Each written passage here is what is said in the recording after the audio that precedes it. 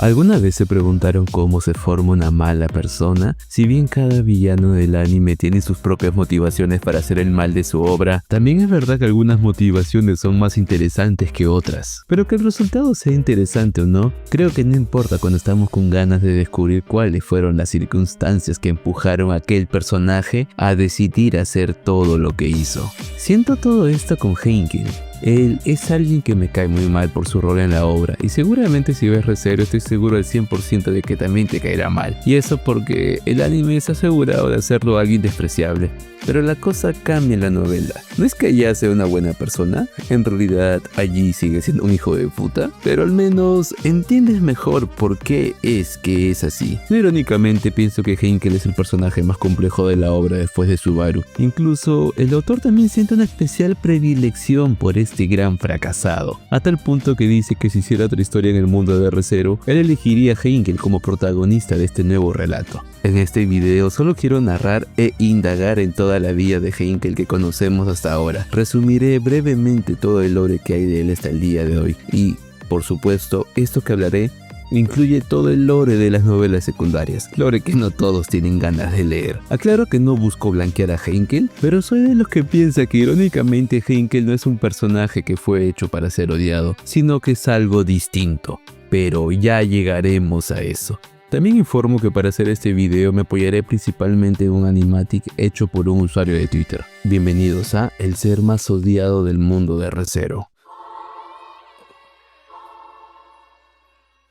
La primera secuencia de esta animática empieza siendo algo confusa, y eso porque nos resume cuál es el estado actual de la vida de Heinkel. Es difícil comprenderlo para alguien que no está al día con la novela, pero no se preocupen, estas escenas se explicarán por sí solas cuando termines de ver el video. Por ahora solo quiero resaltar el hermoso detalle de los ojos de Heinkel viendo a su madre, y eso porque el sentimiento de culpa que tiene él es algo que, como veremos, cargará a lo largo de toda su vida. La siguiente parte es una breve secuencia de su nacimiento. Ese frame dice mucho, ya que si bien es una foto familiar, es inevitable darnos cuenta de que no están todos los abuelos. El padre de Teresia murió ayudando y salvando a su hija. Es por eso que solo podemos apreciar a su madre Tichua. Otro detalle interesante es la espada que está al centro de todo. Esa es la espada del dragón Raid, la cual está arriba y fuera del alcance de Heinkel. Esta sería una constante que se repetiría en toda su vida, y eso porque él nunca lograría alcanzar esa espada. En la siguiente secuencia vemos a un joven Wilhelm enseñar a su hijo recién nacido el uso de la espada. Para ello recreó los movimientos que hizo en contra de Kurgan. Se dice cómo es que Heinkel estaba feliz de ver la espada blandirse frente a él. Algo interesante que añadir acá es que en una novela reciente se dice cómo es que en este momento Wilhelm agarró a su hijo recién nacido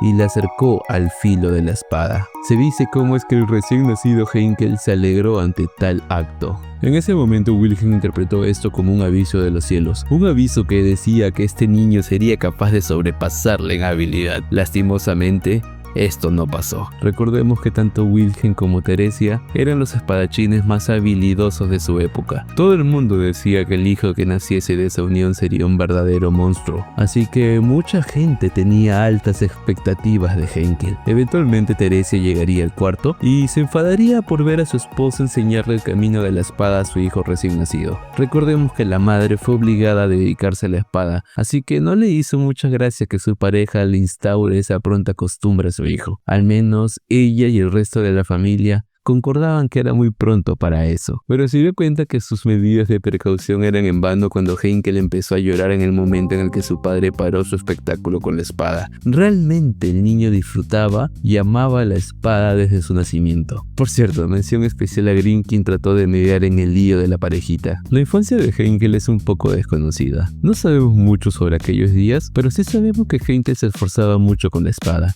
Era costumbre que su padre lo entrene, aunque también era costumbre que Heinkel termine el entrenamiento entre lágrimas, pero a Wilhelm eso no le importaba, y solo seguía siendo duro para que su hijo pueda soportar ese ambiente. Se dice que Wilhelm no paraba el entrenamiento aunque Heinkel esté llorando. Luego esto provocaría que su esposa lo regañe. Creo que la infancia fue la única buena parte de la vida de Heinkel donde este pudo ser genuinamente feliz, y eso porque a esa edad aún podía justificarse a sí mismo con que su falta de talento con la espada era porque aún estaba aprendiendo, pero esta ilusión se rompería una vez que fuera creciendo. Creo que la siguiente secuencia que reproduciré lo dejará totalmente en claro. Pasamos de ver cómo un niño Henkel esperanzado mira con mucho optimismo la espada del dragón rey, pero cuando adquiere la mayoría de edad siente que no ha avanzado nada en este objetivo.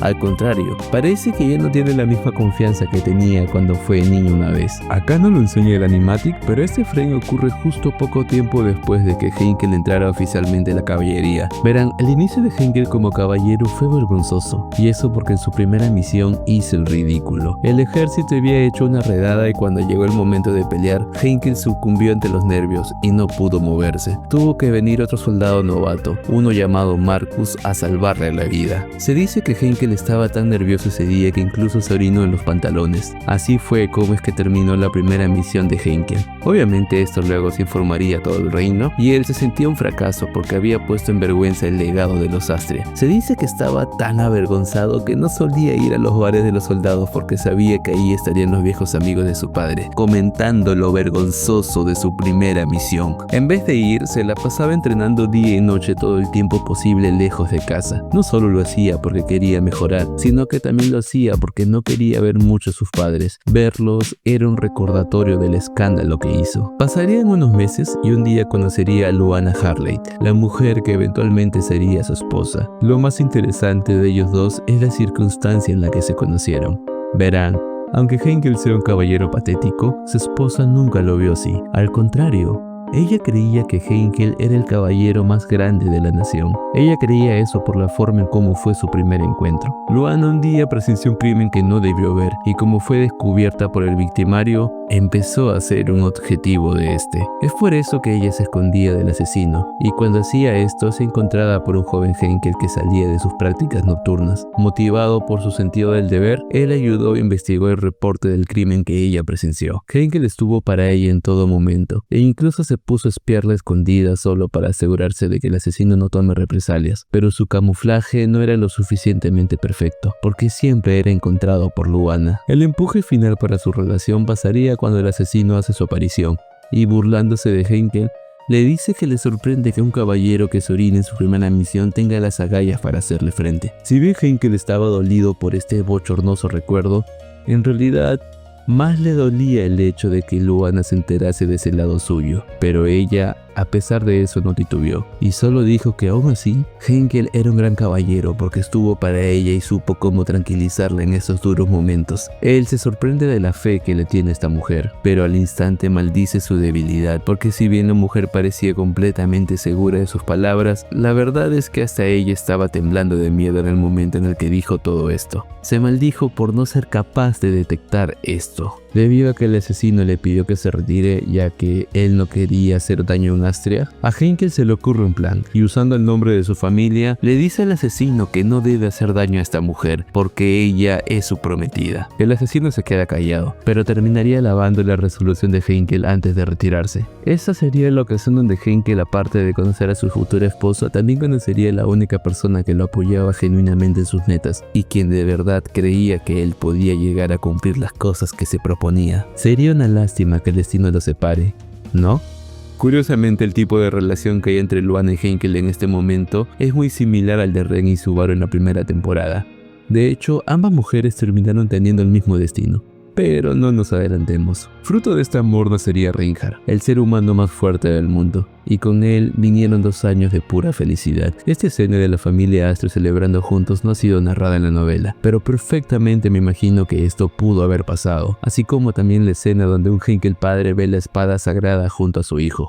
Nuevamente la novela no lo dice, pero personalmente pienso que el nacimiento de Reinhardt, aparte de provocarle felicidad a Henkel, también hizo que se alivie un poco la carga que tenía sobre sus hombros, porque ahora ya no era el único Astria que podía heredar y seguir con el linaje de expertos espadachines. Lamentablemente desde ahora su vida iría cuesta abajo. No sabemos cómo pasó ni por qué pasó, pero Reinhardt terminaría haciendo que su madre quede en coma. Lo que sí es casi seguro decir es que parece que solo Henkel es el que sabe esto. Afirmo esto con total confianza porque ni siquiera en las historias secundarias se ha dado algún indicio de que alguien aparte de él supiera que Reinhardt es el causante de esto. La verdad, esto me sorprende porque el Henkel actual es tan hijo de puta que uno pensaría que iría por todo el mundo diciendo que fue su hijo quien provocó el estado de su madre, pero por lo que sabemos, no lo ha hecho. Me imagino que aún con el tipo despreciable que se ha vuelto, ese acto de callar este secreto es la última muestra de afecto que tiene hacia Reinhardt. Pero algo que sí es completamente seguro es el hecho de que desde acá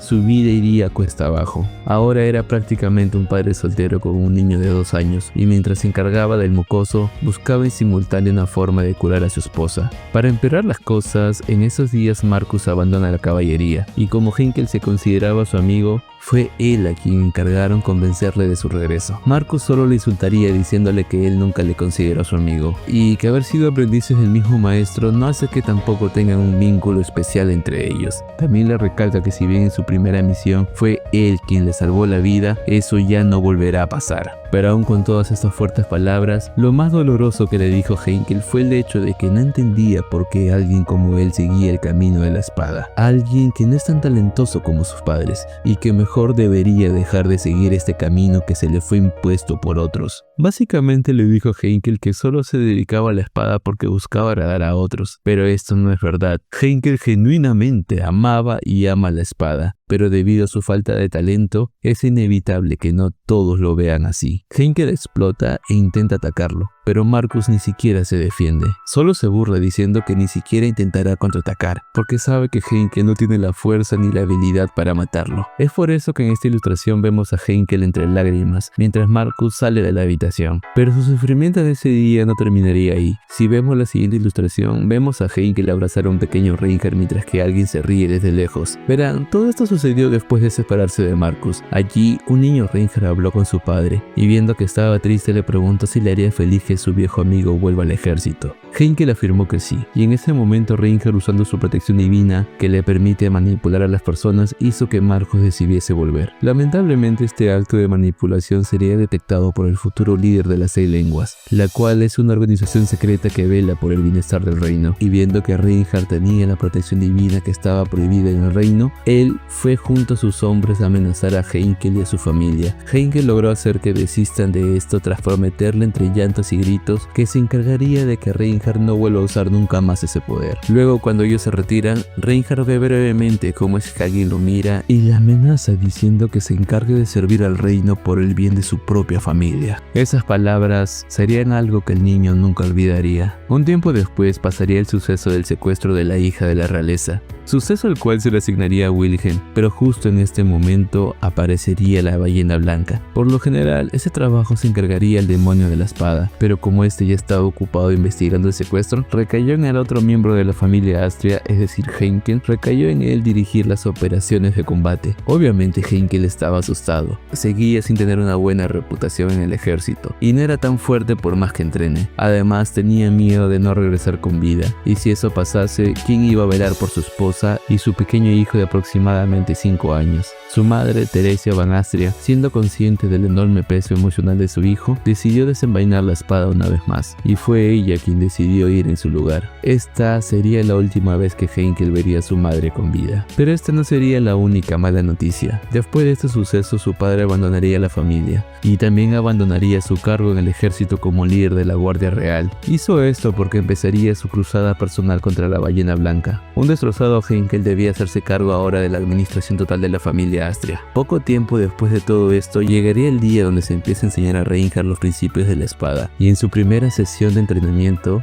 un niño Reinhardt vence a su padre. No sabemos cómo reaccionó Henkel, pero seguro debió ser un recordatorio de lo débil que es en este mundo. No se sabe qué pasó ni cómo pasó, pero de un día a otro, después de tanta mierda que le cayó a Henkel, él se volvió el personaje que conocemos del anime. Pero aún así todavía expresaba sus penas. Por ejemplo, él maltrataba al maestro de Felix por no poder curar a su esposa, pero cuando este murió, Henkel no pudo evitar sentirse mal por haber sido duro con él. Esto es confirmado por la Cruz de esa época. Un tiempo después de los sucesos de la selección real, ya saben, ese episodio donde Subaru hizo el ridículo, Henkel iría a una aldea del territorio de Priscilla, y eso porque había escuchado de la existencia de un artefacto que podía curar cualquier enfermedad. Aunque el texto no lo aclara, es obvio que fue allí buscando una forma de despertar a su esposa. En el camino conocería a Priscilla por primera vez, y sería allí donde forman su alianza. Henkel le promete una forma de quitarse a Reinhardt de por medio, y Priscilla acepta darle la sangre del dragón que tiene el reino para su esposa cuando ella gane. Uno pensaría que con lo bastardo que es Henkel trataría mal a Chul, el niño de la facción de Priscilla,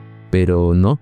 Tenemos constancia de que genuinamente se preocupa por él y lo trata bien, pero cuando las cosas parece que empiezan a mejorar, Heinkel es vuelto a ser atacado por su pasado, y eso vendría con la tercera temporada. Ver a su madre resucitar como cadáver le hizo recordar cuánta culpa tiene él por los sucesos de aquel día, y lo que debió ser un suceso que una más a la familia, solo terminó separando más a todos. Algo curioso que añadir acá es que si bien en la tercera temporada vimos cómo es que Teresia barre el piso con su hijo, también es verdad que Heinkel no se defendió, porque se sentía culpable de su muerte. De hecho, esto se confirma cuando después de que Teresia desaparece, Heinkel dice que ella estaba mirando con odio a todos los hombres de la familia. Esto no tiene sentido porque cuando Teresia recuperó la conciencia nunca mostró signos de eso, pero si Heinkel afirma ese punto de vista es porque en realidad se sigue sintiendo culpable de su muerte. Un dato interesante que se reveló hace poco es el hecho de que Heinkel no visita la tumba de su madre en el aniversario de su muerte, sino que siempre la visita un día después, no porque no quiera reencontrarse con los otros miembros de su familia que la visitan el mismo día, sino que lo hace porque no se siente digno de visitarla en el aniversario de su muerte. Después de esto pasarían los sucesos del arco de Wallachia, y si bien hay mucho que decir, lo más resaltante creo que es el hecho de que la reina amnésica se da cuenta de que Heinkel sigue entrenando a diario su arte con la espada, y que aunque si bien Heinkel es un gruñón que hoy está rodeado de personas, aún así él no intenta cambiar eso.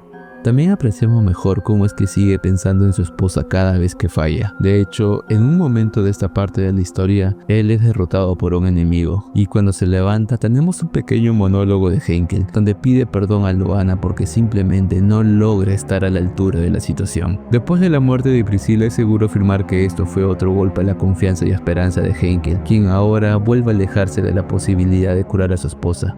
Es por eso que es fácil deducir por qué aceptó la oferta de Aldebarán, quien le prometió la sangre del dragón si es que éste le ayudaba en su plan. Pero dejando de lado su acto de traición, hay algo que seguro le debe doler más. Verán, desde que Heinkel se volvió un apestado social, la gente sabía del cambio en su carácter, pero también sabían que, a pesar de eso, Heinkel nunca cruzaría la línea y haría algo delictivo. En su momento, esto fue dicho por su antiguo compañero Marcus y otros caballeros importantes del reino, pero ahora que Heinkel ayudó a Aldebarán, simplemente ya cruzó una línea de no retorno. Ahora oficialmente se ha vuelto un apestado y es visto con repudio por todos, incluso por sus propios aliados. Ya él lo detesta y está dispuesto a usarlo como sacrificio. La única razón por la que no lo hace es porque Aldebarán se lo prohíbe. Shul estaría decepcionado de ver lo bajo que ha caído aquel hombre borracho pero bonachón con él. Emilia no lo conoce mucho, han interactuado en contadas ocasiones, pero aún así ella siempre espera lo bueno de las personas. Pero es poco probable que ella tenga un buen concepto de él ahora que ayudó a Aldebarán a traicionar a Subaru. Subaru ya lo veía con asco, pero cuando todo termine solo le tendrá más repudio. Garfield es un caso peculiar. Debido a que pelearon juntos en el arco de Wallachia,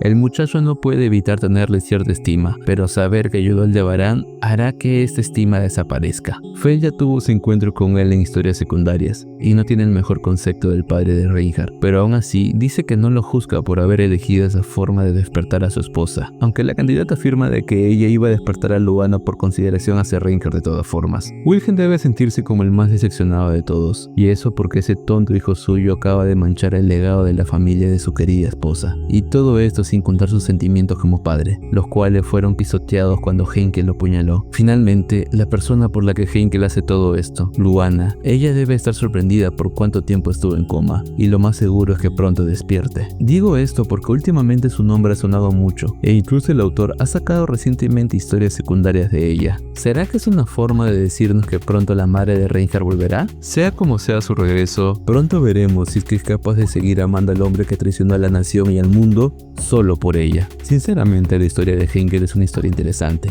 porque más allá de su despreciable persona, se esconde a alguien que una vez aspiró a la grandeza y ser alguien de quien sus padres estarían orgullosos, pero simplemente nada de lo que hizo le salió bien. Solo pudo hacer las cosas bien con su esposa, pero ella quedó en coma. Yo veo toda su vida ahora como el intento de un hombre desesperado que intenta por todos los medios proteger a la única persona que creyó genuinamente en él, aunque esto signifique que se debe enfrentar a todo el mundo. Y si se me permite decir algo, yo no creo que Heinkel sea un personaje que fue hecho para ser odiado. sino que creo que Heinkel es un personaje que fue hecho para ser comprendido. Primero, nos muestran los lados malos y atroces de él en la historia principal, pero a medida que sigues con la lectura de la novela, comprendes las razones que hay detrás de sus actos y también llegas a entender que el mundo realmente fue malo con él. No es casualidad que Heinkel sea uno de los personajes más predilectos por parte del autor. Pienso que esa predilección se debe a que Heinkel es un Subaru que no tiene el poder de rehacer las cosas. No por nada las desgracias que le pasa al padre de Reinhardt son parecidas a las que vivió el protagonista. Por último, y para cerrar este video, soy consciente de que el simple hecho de que el mundo sea malo contigo no te da el derecho a ser una mala persona. Digo, Reinhardt es alguien que también fue tratado muy mal por el mundo, pero aún así se esfuerza en seguir siendo una buena persona. Pero creo que esa es la gracia de Re:Zero, el enseñarnos cómo es que no todas las personas siguen el mismo camino. Yo realmente espero que la gente siga concordando que Heinkel es una muy mala persona, pero también espero que la gente entienda cuáles fueron las razones que llevaron a Heinkel